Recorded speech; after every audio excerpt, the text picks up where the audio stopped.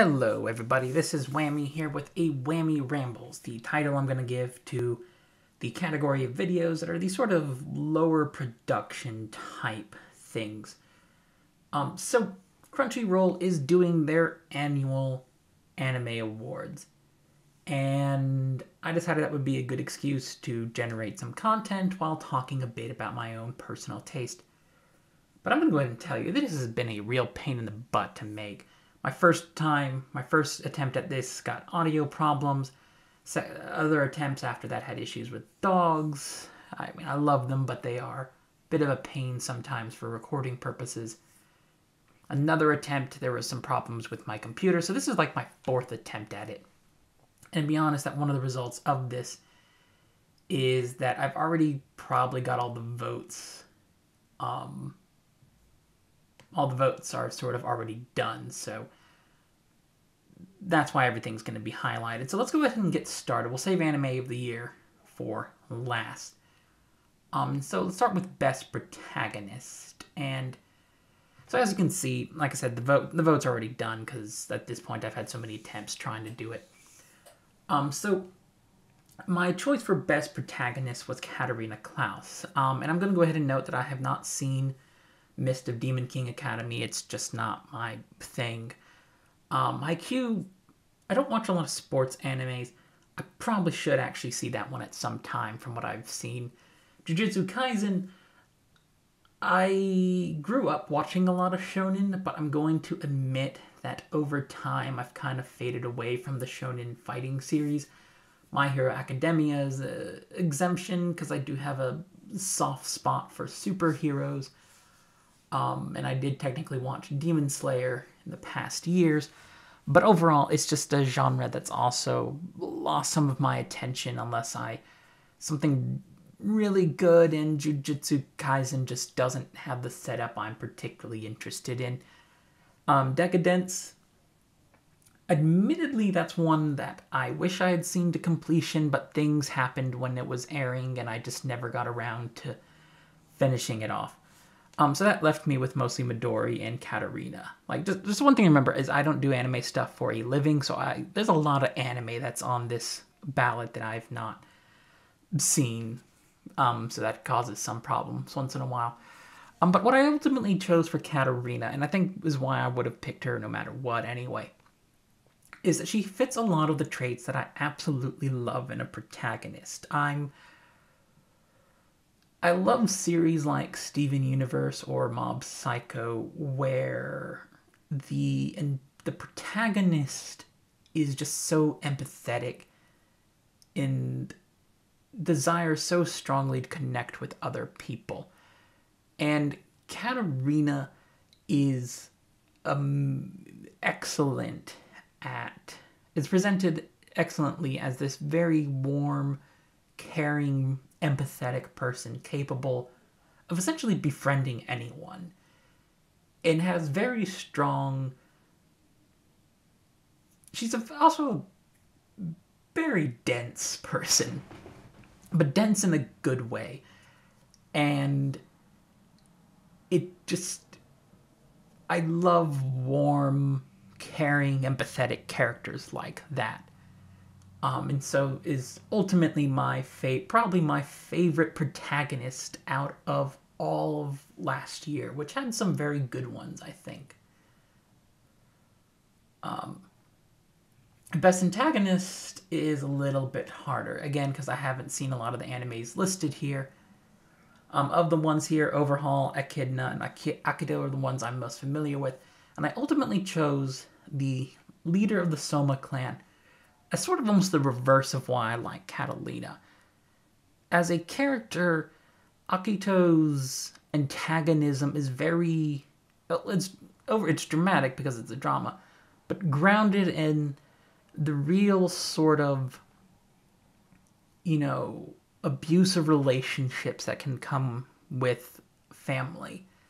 The Curse of the Soma isn't so much the turning into animals as so much their connection to the god of the zodiac, something Akito uses and abuses because of their own issues, and that to me makes them a lot more frightening because that's something you can definitely see in real life. Someone like Echidna is, at least in theory, presented as beyond human perception. She really isn't, in my view. She's basically a more polite Flowey from Undertale.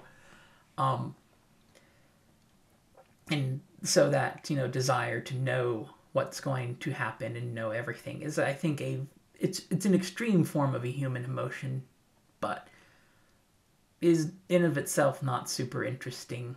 Or it's interesting, not, I think, best antagonist interesting. And as for Overhaul, I kind of like Gentle Criminal and La Bravo a lot more than Overhaul. Like, Overhaul's fine. But a villain who was a former hero or a former hero wannabe, like, Overhaul basically just wanted to get rid of quirks to go back to, like, the old style crime because of his connection to the Yakuza, which is interesting. But, like, I like La Bravo and Gentle Criminal a lot more within the context of My Hero Academia, so that was my pick there. Best boy, very easy for me, Legoshi, and that's even with taking into account that I didn't watch the other series on here, but, like, Legoshi's just a good boy. I love Beastars. Not a big fan of how the manga ended this past year, but the anime's covering some of the best parts of it, so it's fine. He's just the goodest boy. Deserves all the pets and all the rabbits, or the rabbit, I guess. I'm a little biased on anything with Beastars because I really wanted to have been able to vote for it in the past awards, but Netflix jail's a thing. Best girl. This was actually hard because I actually knew most of these characters. I don't know Noi, didn't watch Dora Hetero, and I actually probably should watch Great Pretender. I still don't quite know what it actually is, but it does look interesting. Just never got around to it because Netflix is a pain. And before getting into Sayaka, just again to sort of stay here, I did actually watch all of Rent-A-Girlfriend. I don't know why, but man, Chizuru was carrying that whole show, and I believe her being on here is well deserved, and she deserved a better series. And Kaguya just had very stiff competition. So again, it was between Katarina and Sayaka from Aizoken. And, well, one, since I already gave her Best Protagonist, that my desire to sort of spread the love a little bit was in play. But I like Sayaka because you don't see a lot of characters like her. And her role is basically showing why producers are often useful for when in a creative team. And so that makes her I think that puts her in a very unique dynamic. And just, you don't see a lot of characters like her, especially for female characters in anime. And I like to award that sort of thing. So I gave her the role of best girl. Have her pick stock market investments for you. That's always a good quality in a best girl. Best opening sequence, no contest for me on this one. It was Beastars Wild Side. The music is a bop. The stop motion animation was so creative. Just when that animation was released, I just couldn't help but smile watching him and Haru dance. It was a wonderful artistic piece, and I am really sad they weren't able to keep up with it for season 2. Easy Breezy is also a really good piece, though. Like Easy Breezy, Wild Side, and Daddy Daddy Do. I do listen to all of those. I've got copies of it on my phone. I listen to them. They're all great music. Don't know the other 3. But just, this is a no contest vote for me, if I'm being completely honest. Ending sequence, I probably should pay attention to ending sequences more, and Night Running is literally the only one I've seen. So, I'm actually a bit surprised. Brand New Animals, opening wasn't an option for best opening, because that is a very good one too, but, you know, I don't have much to say. I need to pay attention to EDs more, and it would help that they also had more of shows I've watched on there. So getting into these next sort of categories, since I'm not an in-depth anime person, I am weaker on the industry side of things. So a lot of these people, I don't know their broader history. So I went with Riho Sugiyama because here's the thing: I volunteered in radio, in college, so I have a soft spot for Wave, Listen to Me, and all of that show. I really hope I'm not the only person who watched that show. But Rio's performance in it, when the character is doing the readings, in show, it's supposed to be improv, weird, experimental radio, and it is just a joy to listen to. Like, Riho, you can definitely feel the energy Riho is given in that performance, and it is just a delight to watch. Like, seeing a clip of the character is what made me watch the series, and again, I really hope I'm not the only person who watched it. I mean, the other performances for Yusuke Subaru and Sayaka there, those are also good, but just, again, this is also the only thing it got. And I do kind of love the spread the love a little bit with my choices. So, actually related to that, probably should mention, just for some background on why my picks for best, if I do this more routinely, my picks for best girl are probably always going to be a little weird. Last year, I think my pick for best girl was Haru from My Roommate is a Cat, which wasn't an option, and it should have been, because Haru was great, and she deserved it. So, I think as I get older, my definition for best girl has gotten kind of a little weird in that sense, that my picks are like Sayaka and a Cat. So that's always fun. My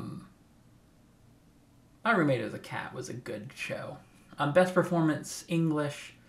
I've admittedly not watched a lot of dubbed anime recently, so Beastars was actually the one exception to that.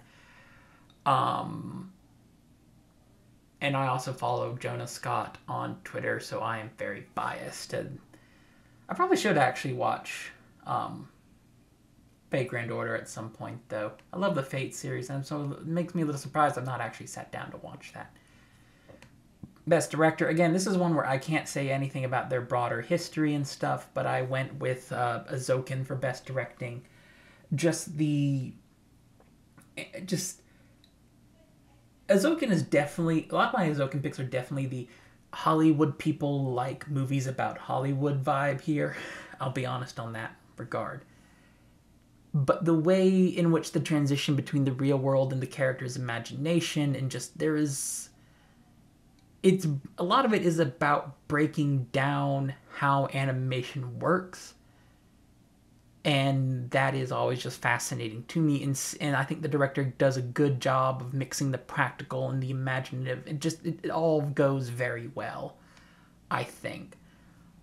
Again, this is one where it's hard for me to really say, since I'm not on the production side of things, super knowledgeable on the production side of things. Not surprisingly, then, Azokin's also my choice for best animation for basically the same thing. It is a when the scenes of particularly Midori's imagination they're just so beautiful and fun to watch that, again, Hollywood likes movies about Hollywood vibe here. But it's definitely a series that really helps capture the imagination of why animation is so beloved and an interesting artistic form. My second choice would have been Beastars, because A, I haven't seen the other ones, and B, it has really good, it does help to show how far CGI animation has gone, and it does have a very good style.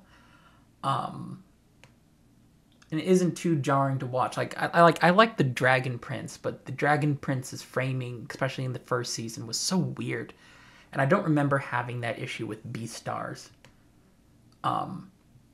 Best character design. So this is going to be another sort of weird category for my personal standards. I'm going with Azokin again.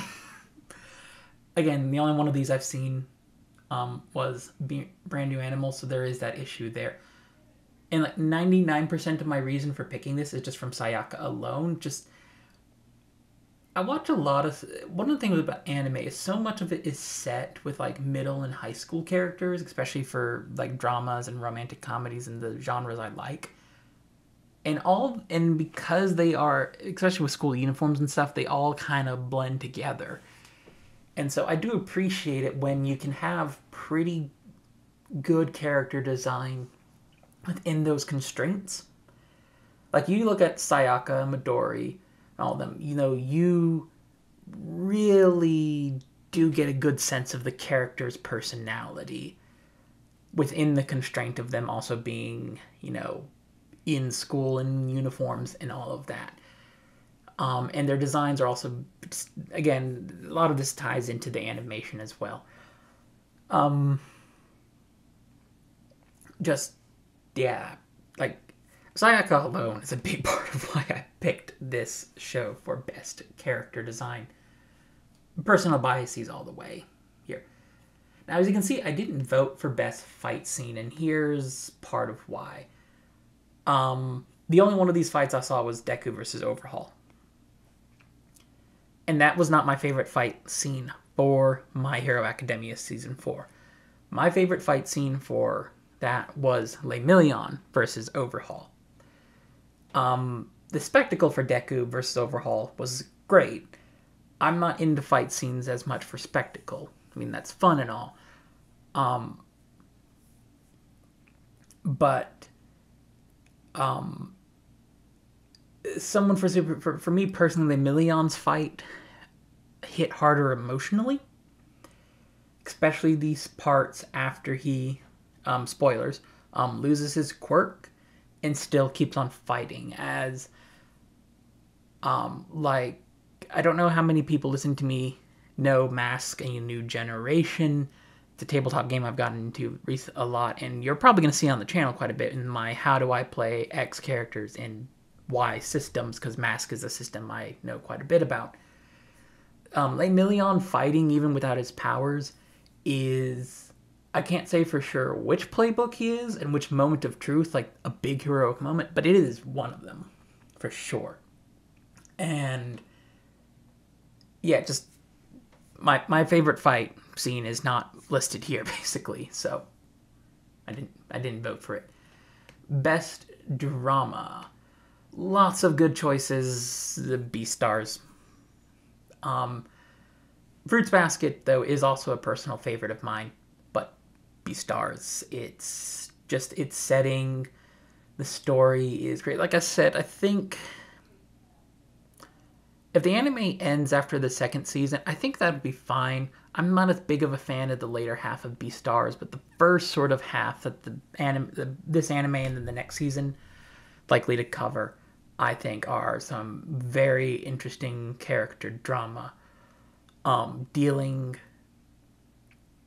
with, this mix of what are relationships, what are their nature, what does it mean to be into someone, all through the metaphor of predator and prey and all that. It's just a very interesting drama.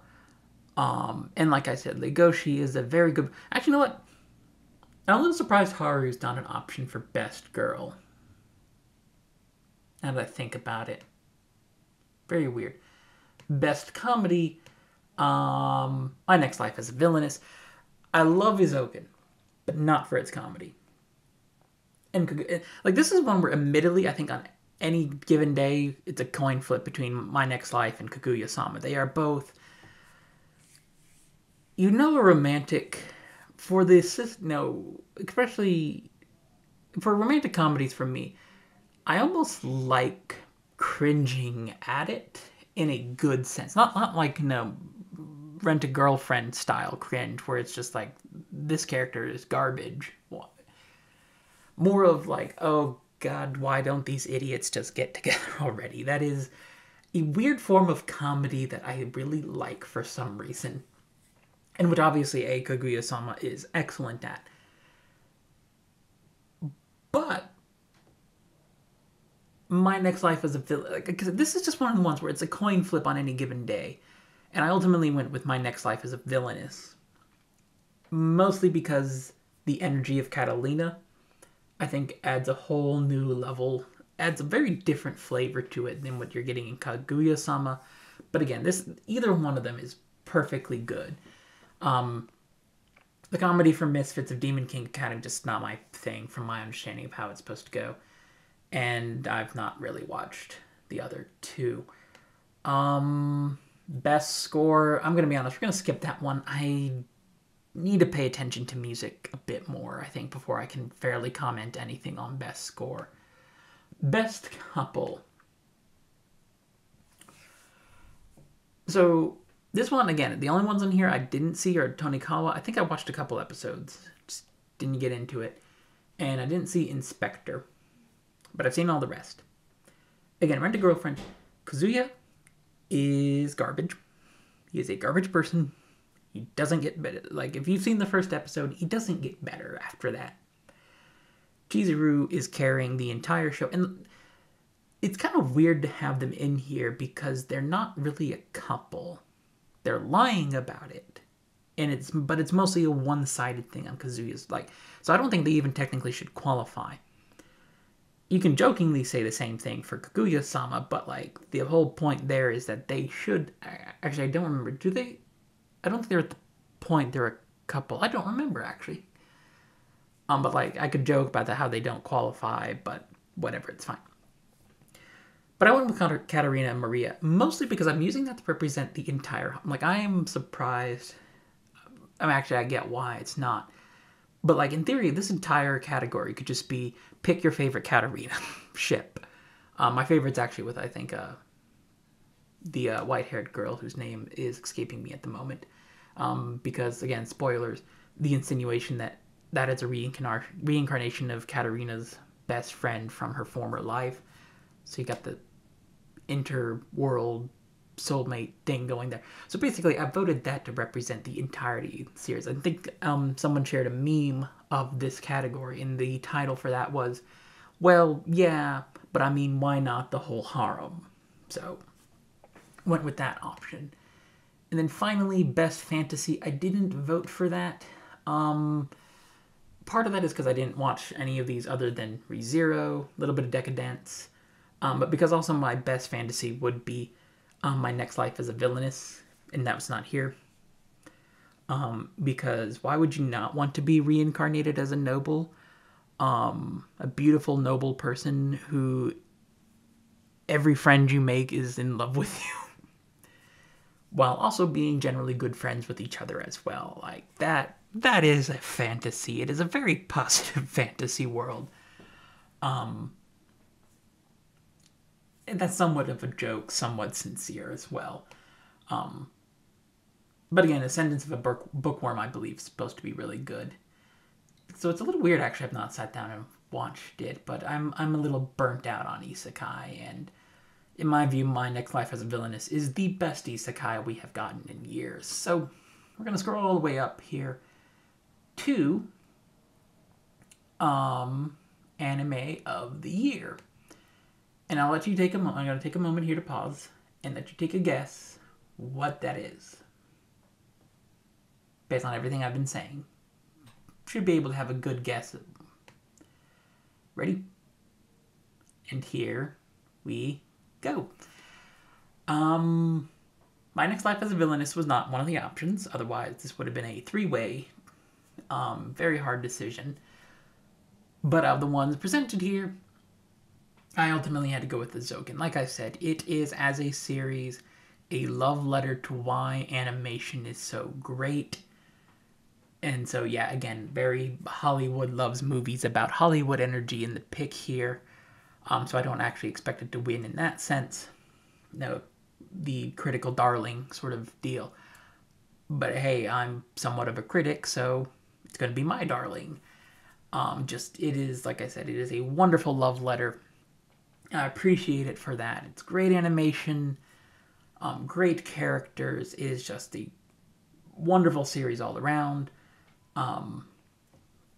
And so with that, we are done. Like I said, this is a very informal thing, and hopefully this video works fine. Thank you all for listening. If you liked any of my commentary, feel free to like, subscribe, turn on notifications, all that YouTube engagement algorithm stuff. And don't forget to leave comments with your own picks. Again, I think most of these shows, even the ones that I've not seen, are probably good series. This is just all personal subjective opinion here. So don't feel afraid to have a particular favorite. So yeah, I'll leave it at that. And good luck with your picks for the Crunchyroll Anime Awards.